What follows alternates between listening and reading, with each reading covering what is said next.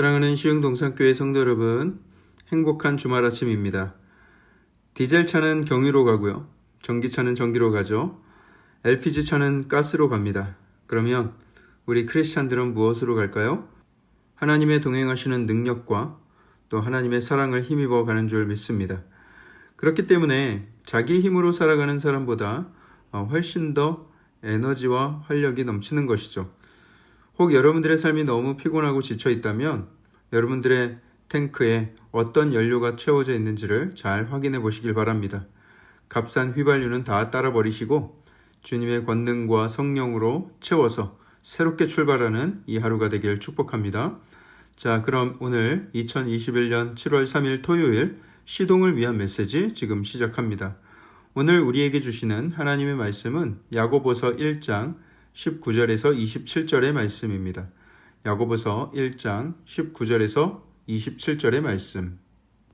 먼저 19절에서 20절의 말씀은 성내는 사람이 되지 말라 권면하고 있습니다. 말씀하시길 내 사랑하는 형제들아 너희가 알지니 사람마다 듣기는 속히 하고 말하기는 더디하며 성내기도 더디하라. 사람이 성내는 것이 하나님의 의를 이루지 못함이라. 여러분 살면서 화를 내지 않는 것, 성내지 않는 것, 이것은 사실 불가능합니다. 그리고 또 너무 화가 나는 일이고 정의로운 분노를 표출해야만 하는 일도 생기잖아요. 그럴 때에도 화를 내지 않는다라는 것은 어쩌면 비겁한 모습일 수도 있습니다. 살다 보면 화나는 일이 왜 없겠어요. 그래서 성경에서도 화를 내지 말라는 말보다는 오늘 본문처럼 성내기를 더디하라 이렇게 말씀하고 있고요. 또 에베소서 4장 26절의 말씀에도 분을 내어도 죄를 짓지 말며 해가 지도록 분을 품지 말라 이렇게 말씀하고 있습니다. 분을 낼 수 있다. 분을 낼 수밖에 없는 상황을 인정하는 거예요. 하지만 분을 내어도 죄는 짓지 말아라 이렇게 말씀을 하고 있는 것이죠. 오늘 말씀에도 화내지 말라고 기록되지 않고 화내는 것을 더디하라 기록되고 있죠. 버럭 화를 내는 순간 대화는 그 즉시 단절되고요. 관계에 상처만 남게 되죠. 아마 경험해 보신 분들도 많이 있을 것입니다. 그렇게 되면 그 관계가 회복되기 위해선 이전보다 훨씬 더 큰 에너지와 노력이 필요하게 됩니다. 순간 화가 치밀어 올라도 이성이 그 화를 다스릴 수 있을 때까지 기다릴 수 있어야 한다는 거예요. 화난 감정이 우리의 이성보다 앞서거나 우리의 이성을 밟고 군림한다면 결국 하나님의 일을 이루지 못하게 될 것이라는 것입니다. 모든 이성을 다 동원해서라도 그 분노를 다스리고 이성적인 판단 안에서 화를 표출하는 것을 훈련해야 합니다. 감정을 분출하라는 의미가 아니라 이성의 다스림 가운데 성난 감정을 진솔하게 표현하는 것이죠. 자, 21절에서 25절의 말씀은 말씀에 순종하며 살아야 한다는 것을 가르치고 있습니다. 22절을 볼까요? 너희는 말씀을 행하는 자가 되고 듣기만 하여 자신을 속이는 자가 되지 말라. 여러분, 우리 한국교회가 왜 이렇게 존귀함을 다 잃어버리고 맥을 못 추고 있습니까? 왜 세상의 조롱거리가 되고 있습니까? 바로 이 말씀처럼 듣기만 하여 자신을 속이는 자가 되었기 때문입니다. 이게 무슨 뜻인가? 아마 여러분들도 다 경험해 보셨을 텐데요. 주일에 교회에 가서 말씀을 전해 듣는 가운데 오늘 말씀에 은혜 받았다.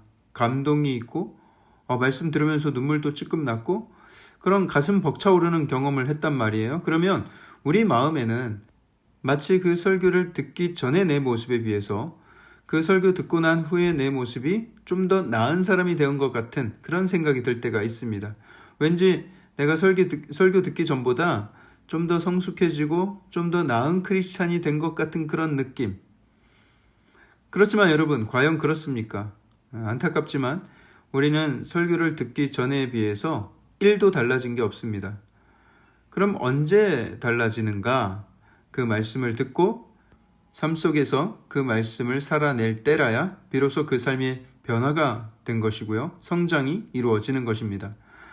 말씀 듣고 나 오늘 은혜 받았어.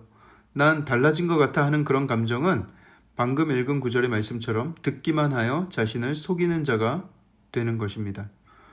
본문 23절에서 24절에는 말씀을 듣고 행하지 않는 사람은 마치 거울에 자기 얼굴을 비추어 보고 금방 돌아서서는 자기 얼굴이 어땠는지를 잊어버리는 사람과 같다. 이렇게 말씀하고 있습니다. 거울에 얼굴을 비추어서 눈곱이 붙어 있으면 세수를 하든가 떼어내든가 콧털이 삐져나왔으면 뽑든가 깎든가 해야 되는데 얼굴에 비추어 확인하고 나서는 돌아서자마자 금방 잊어버리는 거예요. 그러면 그 행동이 얼마나 어리석고 무의미한 것이 되겠습니까?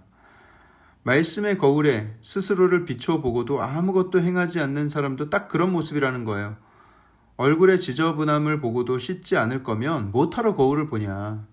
마찬가지로 순종하지 않을 거면 못하러 말씀을 듣냐라는 것입니다. 26절과 27절도 그와 같은 맥락으로 말씀에 대한 순종과 실천을 강조하고 있는데요. 그 중에서도 참된 경건의 의미에 대해서 말씀하고 있습니다.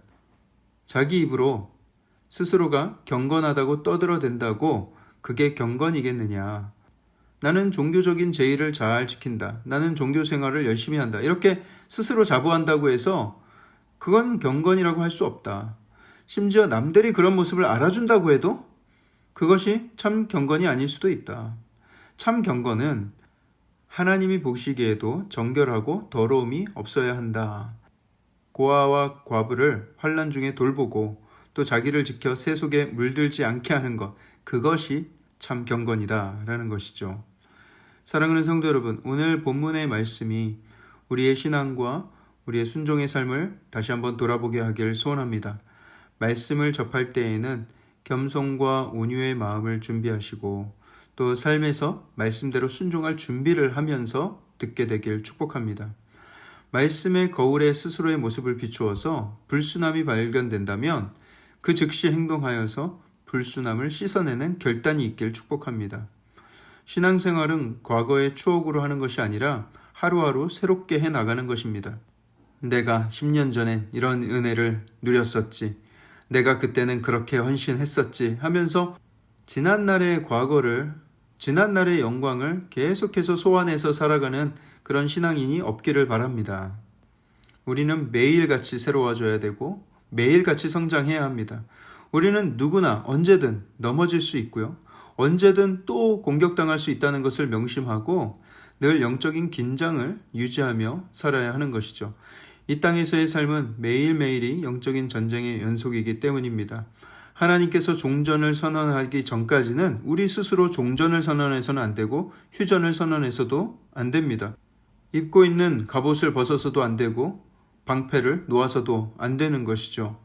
늘 영적 긴장감을 유지한 채 늘 대비태세로 살아가야 합니다. 그런 영적인 긴장감이 우리를 어떤 자리에서든지 넘어지지 않게 할 것입니다.